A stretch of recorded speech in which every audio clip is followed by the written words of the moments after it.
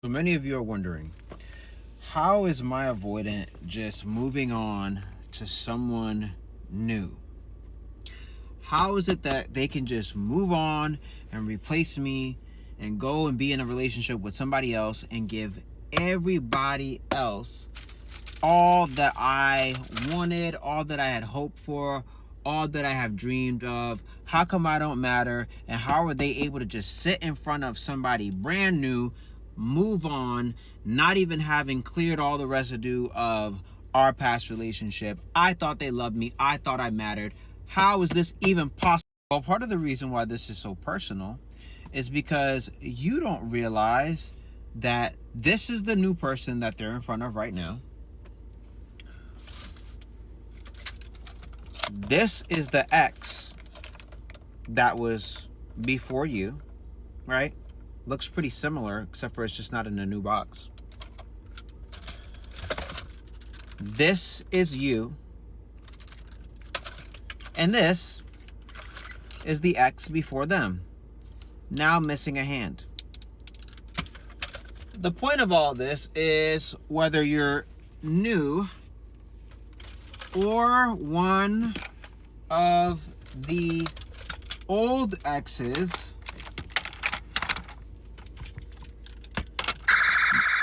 y'all are all the same. Y'all all had a box once too.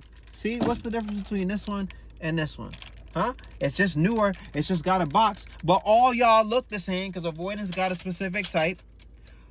They treat all y'all the same. Once you're out of the box and you've been played with a little bit and the wear and tear and it's time to take care of the toy that they got, they don't want to do it anymore.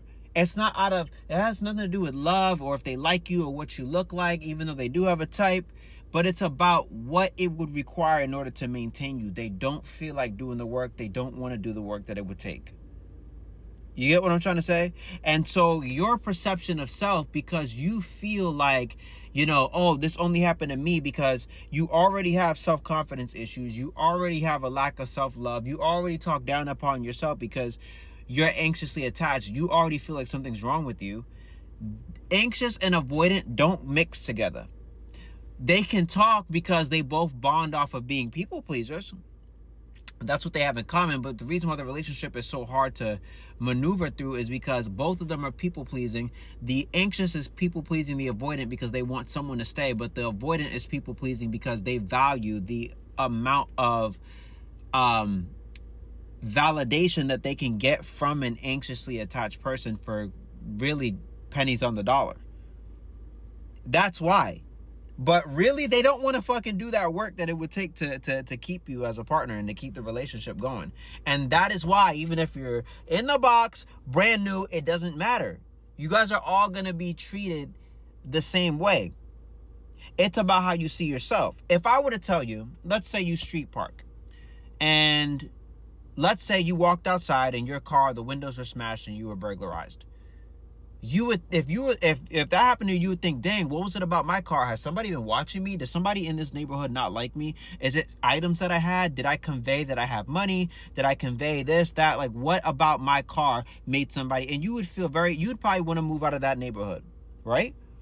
But what if we told you that every car in the neighborhood had gotten their windows, bashed in, things stolen out of? If we put it to you like that, you would feel like, oh, okay, this happened to everybody. There's nothing personal here. And you would be able to move on from that way easier than if you felt like you were targeted. Same thing with the avoidant.